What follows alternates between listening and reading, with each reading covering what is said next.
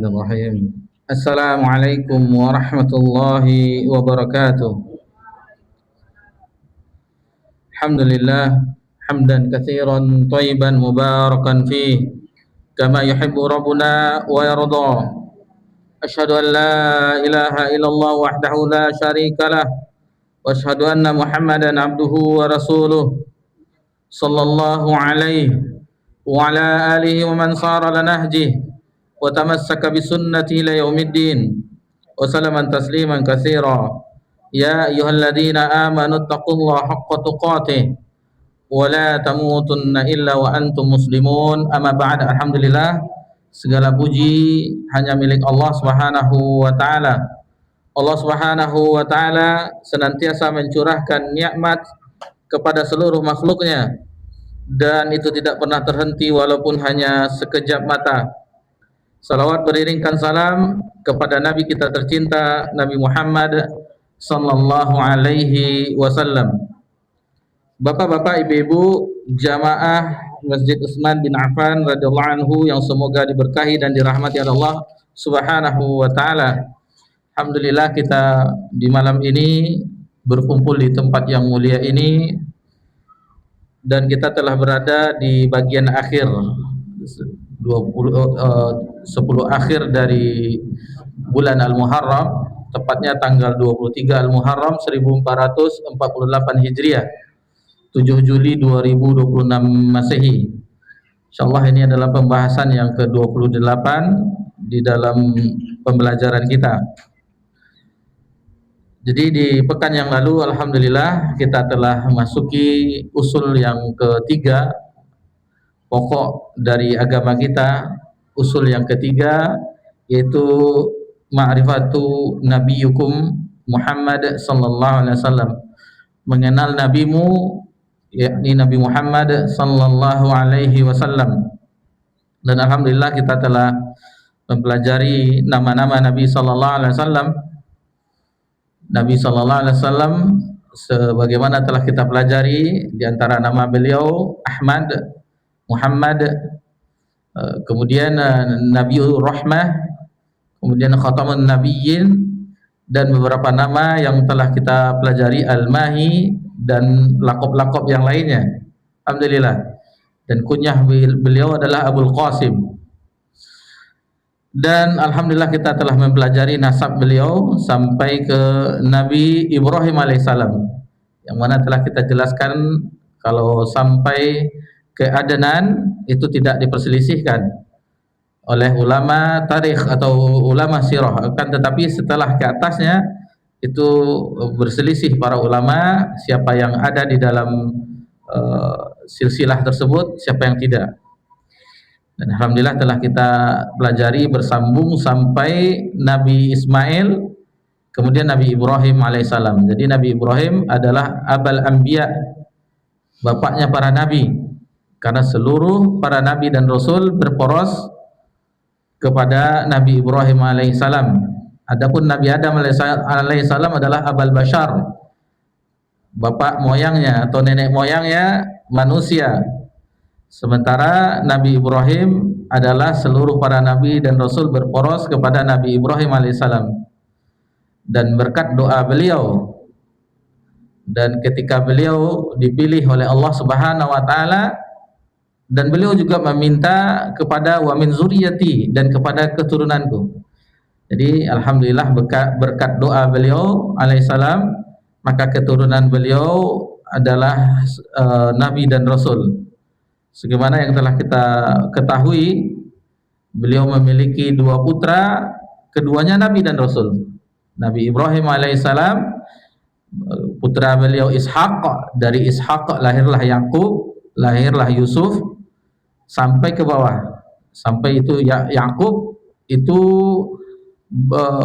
di bahasa Ibraninya Israel.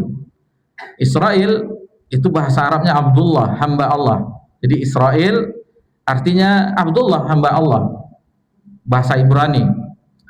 Dari Yakub alaihissalam sampai Nabi Isa alaihissalam semuanya adalah Bani Israel. Semuanya Bani Israel. Adapun dari silsilah Nabi Muhammad sallallahu alaihi wasallam tidak ada setelah Nabi Ismail alaihissalam itu nabi, tidak ada. Hanya sampai kepada Nabi Muhammad sallallahu alaihi wasallam baru ada nabi.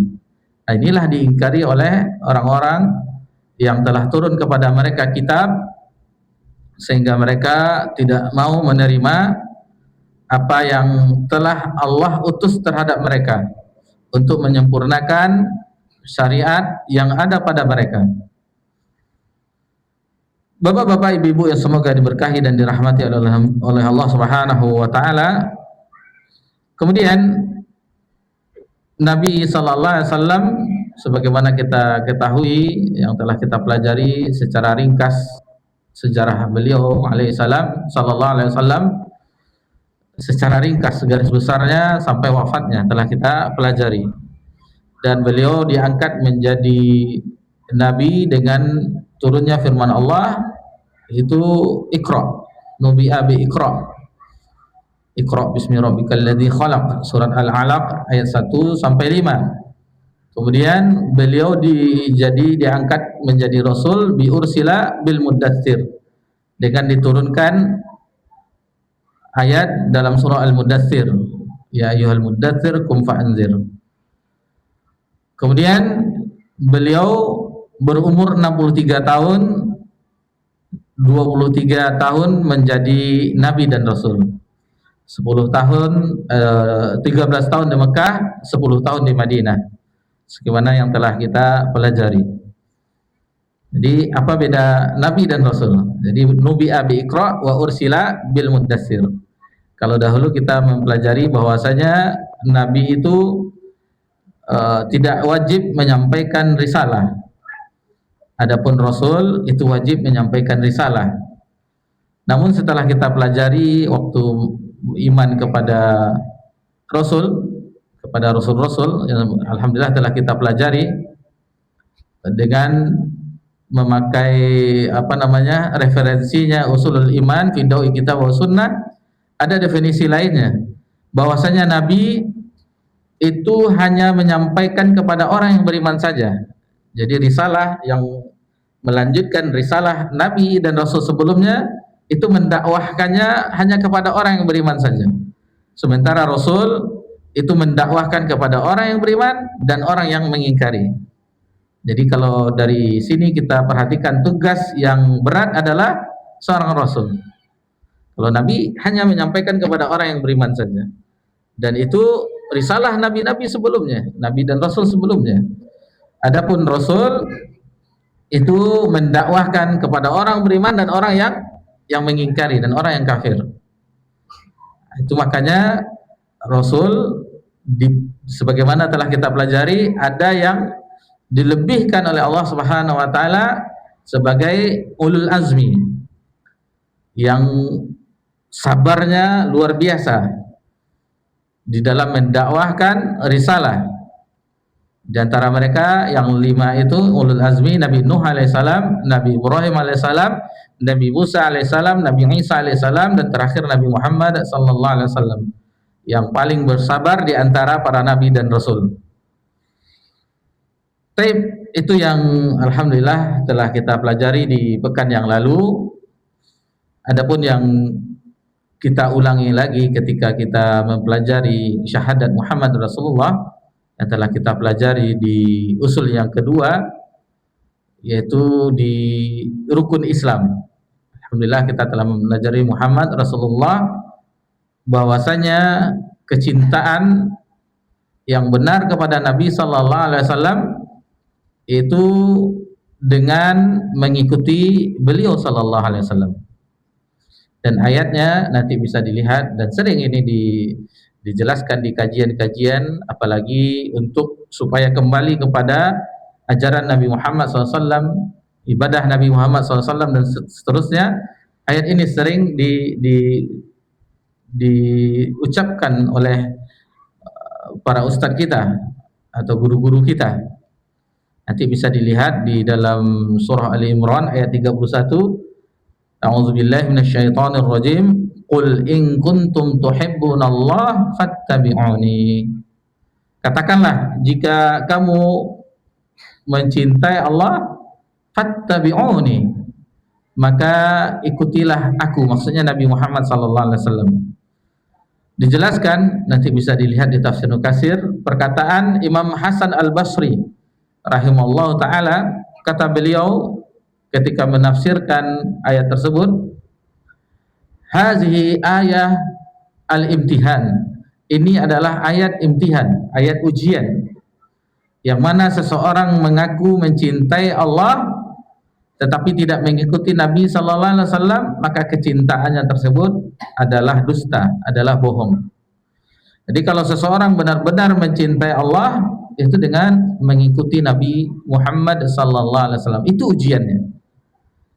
Jadi kalau seseorang mau mengikuti Nabi SAW, berarti hakikatnya dia mencintai Allah Subhanahu wa taala. Baik, kita lanjutkan pembahasan di matan. Kemudian muallif rahimahullah taala menyebutkan pada matannya, ba'athahullah bin nazarati anisyirk. Jadi Allah Subhanahu wa taala telah mengutus beliau sallallahu alaihi wasallam untuk mengingatkan umat atau menghilangkan dari kesyirikan, mengangkat kesyirikan, memperingatkan umat dari bahaya kesyirikan. Ini tugas utama dari Nabi Muhammad sallallahu alaihi wasallam. Wa yad'u ila tauhid, dan mengajak kepada tauhid, mengesahkan Allah Subhanahu wa taala, mengagungkan Allah Subhanahu wa taala, hanya meminta kepada Allah Subhanahu wa taala, hanya menyandarkan hati kepada Allah Subhanahu wa taala, hanya meminta pertolongan kepada Allah Subhanahu wa taala, hanya meminta kepada Allah Subhanahu wa taala tanpa yang lainnya. Dan alhamdulillah ketika kita mempelajari makna la ilaha illallah, la ma'budu bihaqqin illallah, jelaslah bagi kita bahwasanya definisi yang sebelumnya kita pahami, yakni kita lihat terjemahan tidak ada Tuhan selain Allah, itu yang kita pahami. Ternyata kenyataannya dan kita saksikan bahwasanya setiap agama itu memiliki sesembahan, memiliki Tuhan. Berarti tidak ada Tuhan selain Allah, berarti ada Tuhan selain Allah. Jadi definisi ini salah. Ternyata ada Tuhan selain Allah. Orang Nasrani atau orang Kristen, Protestan, Katolik, ada Tuhan mereka, 3 Tuhan mereka. Kemudian orang Hindu, Buddha, ada Tuhan mereka. Ada agama yang resmi yang dahulu 5, sekarang 6, Konghucu, ada Tuhannya. Dan semuanya itu nampak. Lalu kita beralih ke negara yang lain, negeri 1000 Tuhan. India itu paling banyak Tuhannya di situ. Dewa dewinya, hewan bisa menjadi Tuhan, disembah di situ, diagungkan. Sapi, ular kobra, sungai Gangga, dan yang lainnya. Banyak sesembahan mereka. Jadi yang ketika itu kita mempelajari definisinya, la ma'budu bihaqqin illallah. Tidak ada sesembahan yang baik dan benar kecuali Allah. Di situ bisa kita pahami bahwasanya selain sesembahan selain Allah itu batil, itu salah. Itu salah. Dari sini kita banyak bersyukur kepada Allah Subhanahu wa taala, Allah berikan kita petunjuk, yaitu mengenal Allah Subhanahu wa taala sebagai sesembahan kita. Kita menyembah, beribadah kepada Allah Subhanahu wa taala. Seandainya kita tidak beribadah kepada Allah, tidak menyembah Allah, fitrah manusia akan mencari sesembahan selain Allah Subhanahu wa taala. Maka akan dijadikan yang lain, batu menjadi sesembahan, pohon menjadi sesembahan, dan yang lainnya. Wal yazubillah. Jadi ini nikmat yang sangat besar. Kalau seandainya kita pahami nikmat yang sangat besar, Allah memberikan hidayah kepada kita, taufik, itu untuk menyembahnya. Sesembahan yang hak, sesembahan yang benar. Dan alhamdulillah kita telah pelajari juga rukun-rukunnya, kemudian syarat-syaratnya. Alhamdulillah, itu tinggal di murojaah saja lagi. Jadi la ma'budu bihaqqin dinafikan, tidak ada sesembahan. kita nafikan, kita buang semua sesembahan yang ada di dunia ini. Lalu diisbatkan, ditetapkan illallah, kecuali Allah. Hanya Allah yang disembah. Selain dari Allah itu tidak layak untuk disembah, bahkan kita lebih mulia daripada yang disembah oleh yang salah sembah. Seperti contoh yang sering kita lewat pagi ya, pagi hari itu kalau di ruko-ruko ada orang-orang yang ada dupanya ya, dibakar-bakar itu. Kemudian ada altarnya, merah biasanya warnanya, itu ada patungnya. Perhatikan, itu tidak bisa memberikan manfaat dan mudarat. Tidak bisa. Coba digunakan akal pikiran yang jernih, yang sehat. Kalau kita tidak pindahkan, kita tidak bersihkan, begitu terus sampai pecah, sampai apa? Sementara itu yang dijadikan sesembahan. Jadi ini kesalahan dan membuat orang jahil. Inilah jahiliyah tersebut, yang zaman jahiliyah orang tidak menyembah Allah Subhanahu wa taala. Ini yang dikatakan zaman jahiliyah. Kalau untuk yang lainnya, pemikiran dan seterusnya, orang itu sudah ada pemikiran maju mereka tentang bisnis, berdagang yang kita ketahui di musim panas, di musim dingin mereka berdagang ganti-gantian, di Syam di musim panas dan di musim dingin di Yaman, atau terbalik ya, dengan membawa komoditas barang yang diambil dari sini lalu diambil lagi, dibeli lagi, dijual di Mekah lagi.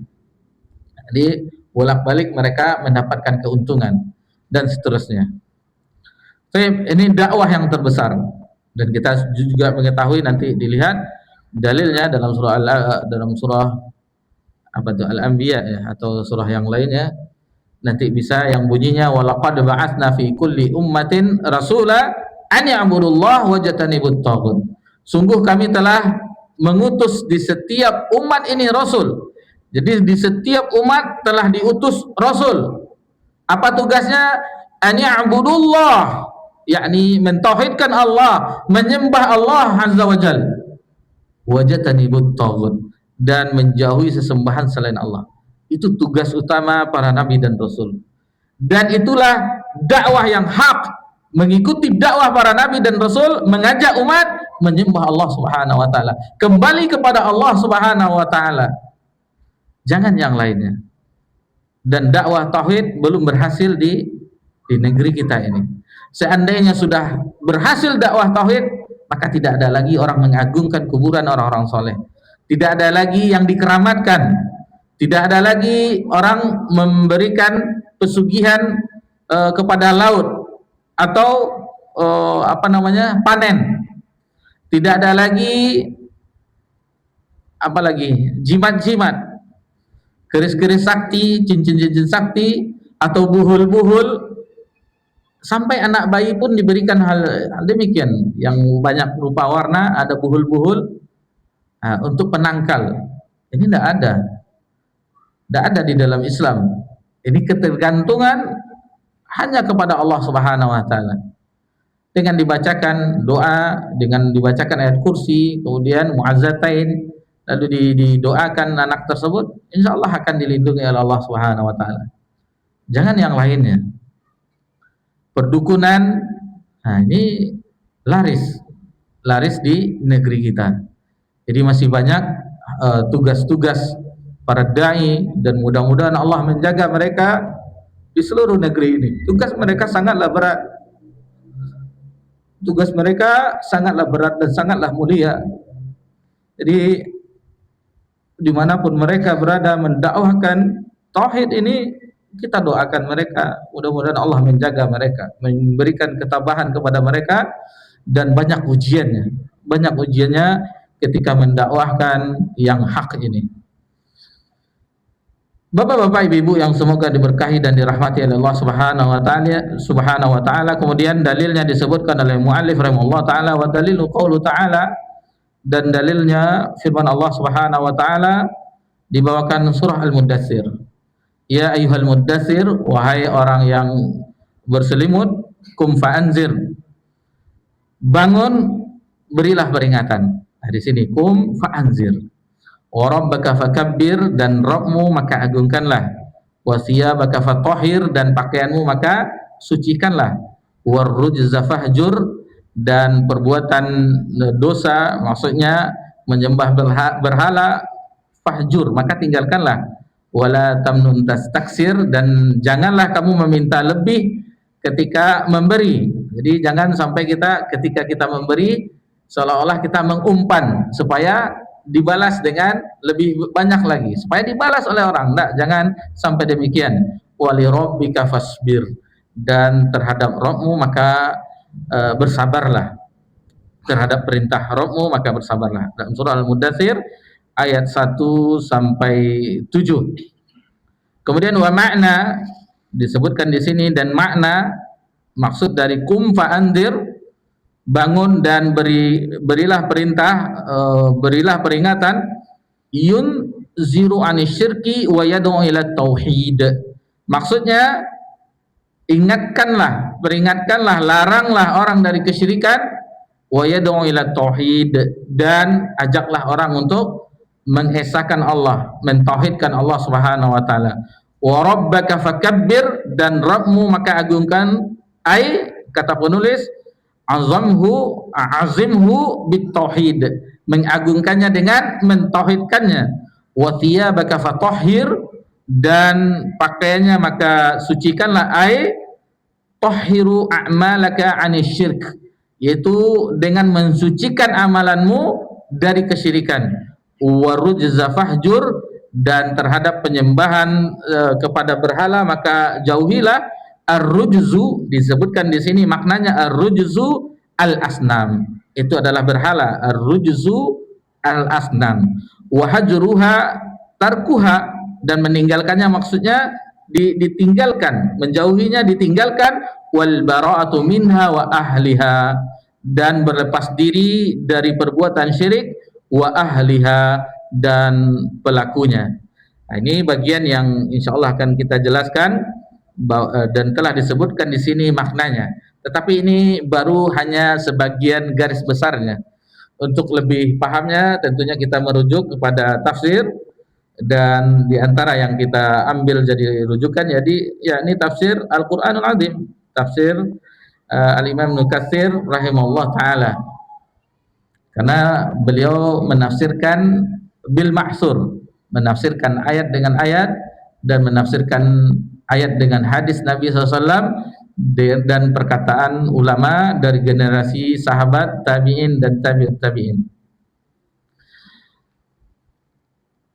Di sini beliau ketika menafsirkan, dan beliau mengatakan di dalam Sahih Bukhari melalui hadis Yahya bin Abi Katsir dari Abu Salamah dari Jabir, ia pernah mengatakan bahwa ayat Al-Qur'an yang pertama diturunkan adalah ya ayyuhal mudatstsir.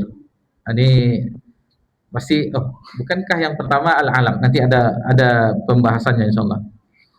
Tetapi jumhur ulama berbeda. Mereka berpendapat bahwa Al-Qur'an yang pertama kali diturunkan adalah Iqra bismi rabbikal ladzi khalaq. Lalu dibawakan hadis di dalam Sahih Bukhari. Qala al-Bukhari hadatsana Yahya hadatsana Waqi' an Ali bin al-Mubarak an Yahya bin Abi Katsir qala sa'altu Aba Salamah ibni Abdurrahman an awala ma taraka minal Qur'an nazala minal Qur'an.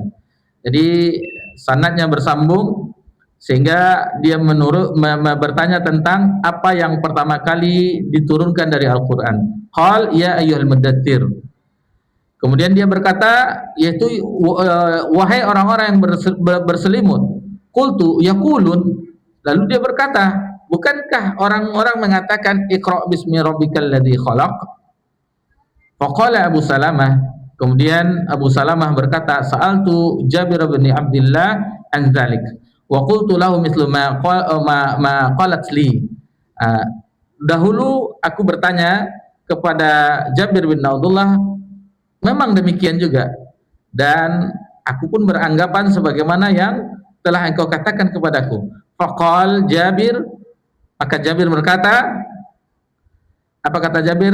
La uhadditsuka illa ma hadatsana Rasulullah sallallahu alaihi wasallam, jawartu jara falamma qadaitu jiwari habatatu fanudiyat fanazartu an yamini falam ara syai'a wa nazartu an shimali falam ara syai'a wa nazartu amami falam ara syai'a wa nazartu khalfi falam ara syai'a farafa'tu ra'si fara'aitu syai'a fa ataitu Khadijah faqultu darithuni wasubbu ala ma'an barida qala fadathiruni wasubbu ala ma'an barida qala fanazalat ya ayyuhal muddathir kum fa'anzir.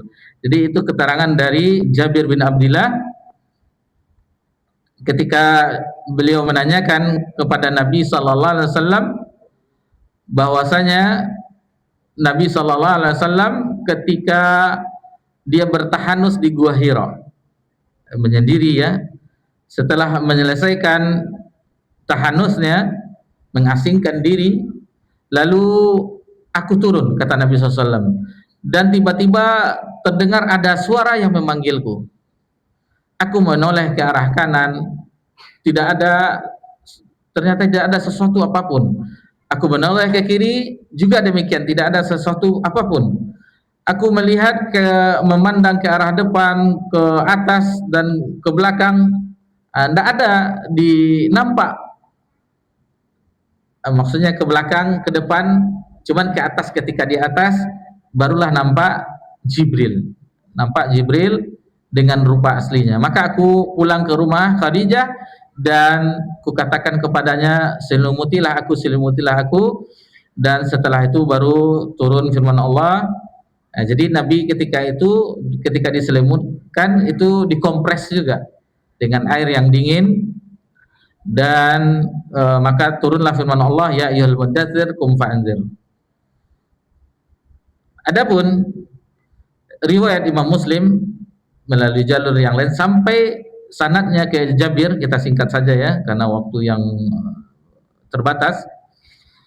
Jadi beliau melihat ke arah langit, tiba-tiba malaikat yang pernah datang kepadaku. Perhatikan di sini, ada malaikat yang pernah datang kepadaku. Kemudian aku merasa takut dengannya hingga aku terjatuh. Lalu aku bergegas pulang ke keluargaku, kata Nabi SAW, zalimuni, selimutilah aku. Nah, perhatikan di sini kalimat tiba-tiba malaikat yang pernah datang kepadaku di Gua Hira. Berarti sebelum ya ayyuhal muddatsir itu ada ayat yang diturunkan. Di sini harus digabungkan beberapa hadis. Jadi ada seseorang misalnya, ini hadis Nabi diriwayatkan oleh Imam Bukhari, dipegang. Perhatikan riwayat yang lainnya. Karena di seseorang belajar fikih, perhatikan ulama-ulama imam yang 4, alimatul arba, salah satu ungkapan mereka, saya mengumpulkan 60 turuk, maksudnya 60 jalur hadis baru bisa menyimpulkan hukum. Jadi bukan satu hadis lalu kita ambil kesimpulan, enggak, dikumpulkan semuanya, ternyata kalau belum sampai 60 jalurnya mereka tidak mau menyimpulkan hukum. Jadi bukan sembarangan itu berijtihad dalam agama. Banyak hukum-hukum yang harus diketahui. Jadi ini berada di Sahih Bukhari. Sementara ada di riwayat yang lain, Imam Muslim mengatakan yang pernah datang ketika di Gua Hira. Berarti bukan itu yang ayat pertama. Dan didukung ini kelebihan Hafidz Katsir lalu membawakan riwayat yang banyak. Riwayat yang banyak bahwasanya ada masa fatrah, singkatnya ya, ada masa fatrah yang lama lagi ayat ketika itu turun. Bahkan Nabi sampai putus asa, apakah benar ini, bingung Nabi SAW. Akhirnya baru turun ya ayyuhal muddatsir. Lama jaraknya, ada berbulan-bulan. Ada diriwayatkan di Sirah Nabawiyah, tetapi sanadnya tidak tahu, tetapi itu ada dinukilkan, bahkan Nabi hendak melompat dari bukit untuk melakukan bundir ya, tahu ya bundir, bunuh diri karena tidak sanggup. Tetapi ini sanadnya apakah sahih apa tidak, tetapi ini disebutkan dalam Sirah Nabawiyah. Karena tidak ada malaikat Jibril datang setelah di Gua Hira. Baru setelah itu turun ya ayyuhal muddatsir. Ini kabar gembira bagi Nabi sallallahu alaihi wasallam.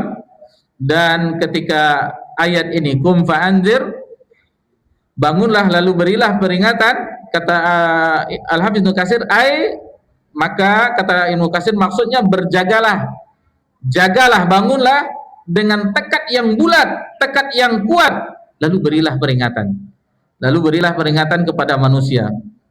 Dengan begitu Nabi SAW sudah dilantik menjadi seorang Rasul, maka sudah diembankan amanah di pundak Nabi SAW. Dan Nabi SAW yang sebagaimana telah kita singgung di pekan yang lalu, di Taurat disebutkan seorang Nabi yang ummi, Nabi yang tidak baca, yang tidak bisa baca tulis itu, yaitu ketika setelah ada dilantik menjadi seorang Rasul, itu tidak tidur seperti kita tidur lagi. Beliau tidur tetapi hati beliau terjaga, maksudnya bangun untuk memikirkan umat, bagaimana umat ini selamat, bagaimana umat ini menyembah Allah Subhanahu wa taala, bagaimana umat menjauhkan sesembahan-sesembahan selain Allah Subhanahu wa taala. Dan bahkan kata ulama sirah, Nabi tidak tenang lagi tidurnya sebagaimana sebelum turun ayat ini. Jadi benar-benar Nabi memangku amanah dakwah ini. Bahkan di Sirah Nabawiyah ketika ada yang merundingkan agar Nabi menghentikan dakwahnya karena sudah mulai terdengar di Mekah bahwasanya ada orang yang mengatakan begini-begini, mengingkari sesembahan mereka, maka Nabi didatangi oleh juru bicara, ditawari wanita yang paling cantik di Mekah agar dinikahi, ditawari harta yang banyak diberikan kepada Nabi, ditawari sebagai pemimpin di Mekah, seorang pemimpin di Mekah, raja atau gubernur, dan semuanya ditolak oleh Nabi SAW. Dan Nabi mengatakan, meskipun matahari diletakkan di tangan kanannya dan rembulan diletakkan di tangan kirinya, beliau tidak akan menghentikan dakwah ini. Inilah dakwah yang diemban oleh Nabi SAW hingga akhir hayat beliau sallallahu alaihi wasallam. Kemudian disebutkan oleh Hafiz Ibnu Katsir rahimahullah taala, wa rabbaka fakabbir, maksudnya adalah agungkanlah Rabbmu, yaitu besarkanlah nama Rabbmu. Kemudian wasiyabaka fatahhir, dan pakaianmu bersihkanlah. Ini banyak, bersihkanlah pakaianmu. Kata Ibnu Abbas radhiyallahu anhuma, janganlah kamu mengenakannya untuk maksiat dan jangan pula untuk berbuat khianat. Jadi ada bait-bait syair di sini sebutkan, fa inni bihamdillahi la thawba fajir labastu wala min ghadatil ataqatanna. Dengan memuji kepada Allah, sesungguhnya aku kenakan pakaianku bukan untuk kedurhakaan dan bukan pula untuk menutupi perbuatan khianat. Jadi ada beberapa penafsiran dari wasiyabaka fatahhir. Ada yang menyebutkan seperti Mujahid, maksudnya adalah perbaikilah amalmu. Jadi di sini disebutkan di riwayat dari Abu Razin, jadi Nabi SAW itu bukanlah seorang tukang tenung, bukan pula seorang penyair, maka berpalinglah kamu dari apa yang dikatakan oleh kaummu. Jadi ini banyak penafsiran dari Al-Hafiz Ibnu Katsir. Ada yang menyebutkan seperti Muhammad bin Sirin, ya ayyuhal muddatsir, yakni cucilah pakaianmu dengan air, katanya. Jadi ini pengertian di antara pengertian yang disebutkan. Adapun Said bin Jubair, ya ayyuhal kum fa'anzir wasiyabaka fatahhir, kata beliau, bersihkanlah hati dan niatmu. Bersihkanlah hati dan niatmu. Kemudian Hasan Al-Basri, yaitu perindahlah akhlakmu. Jadi ini banyak penafsiran yang disebutkan, dan ini namanya khilaf di sini tentang penafsiran, namanya khilaf tanawwu'. Maksudnya saling berhubungan, tidak bertentangan. Ini saling berhubungan. Kemudian warrujza fahjur, Ibnu Abbas mengartikan ar-rijzu ay al-asnam, sebagaimana disebutkan tadi di sini, itu berhala, yakni tinggalkanlah penyembahan berhala. Kemudian Ad-Dhahhak mengatakan ar-rujza fahjur, ay tinggalkanlah perbuatan durhaka. Ini disebutkan ayat yang lain dalam surah Al-Ahzab, ya ayyuhan nabiyyu taqillaha wa la tuti'il kafirin wal munafiqin. Wahai nabi, bertakwalah kepada Allah dan janganlah kamu menuruti keinginan orang-orang kafir dan orang-orang munafik. Di dalam ayat yang lain dalam surah Al-A'raf 142, wa qala Musa li akhihi Haruna ukhlufni fi qaumi waslih wa la tattabi' sabilal mufsidin. Dan berkata Musa kepada saudaranya yaitu Harun, gantikanlah aku dalam memimpin kaumku dan perbaikilah, dan janganlah kamu mengikuti jalan orang-orang yang membuat kerusakan. Wala tamnun tastakthir. Kemudian di ayat berikutnya, ayat yang ke-6, dan janganlah kamu memberi dengan maksud memperoleh balasan yang lebih banyak.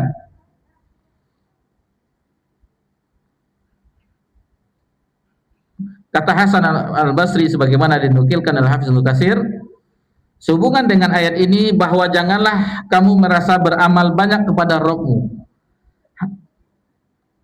Jadi seolah-olah jangan merasa banyak beramal kepada Allah.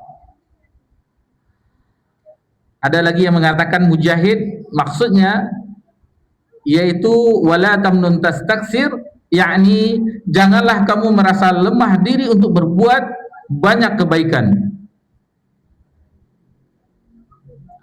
Kemudian Ibnu Zaid, kata beliau mengenai ayat ini, janganlah kamu merasa berjasa dengan kenabianmu terhadap manusia dengan maksud ingin memperbanyak dari mereka imbalan jasa berupa duniawi.